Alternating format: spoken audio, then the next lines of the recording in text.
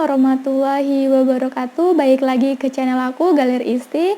Nah, sebelumnya aku mohon maaf kepada kalian karena di minggu-minggu ini aku nggak buat sama sekali video karena ada faktor yang membuat aku sangat malas banget ngerekord. Nah, tapi tenang aja, aku buat video kali ini lumayan durasinya panjang banget. Seperti judulnya aku buat, yaitu DIY frame Mahar Rustic yang minimalis. Nah, kenapa minimalis? Karena frame yang aku buat ini itu sangat minimalis banget.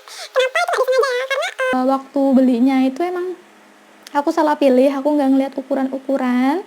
Jadi mau nggak mau ya aku ide gimana caranya itu bisa jadi mahar yang sangat minimalis menurut aku. Gak usah lama-lama ngomong, langsung aja kita lihat videonya.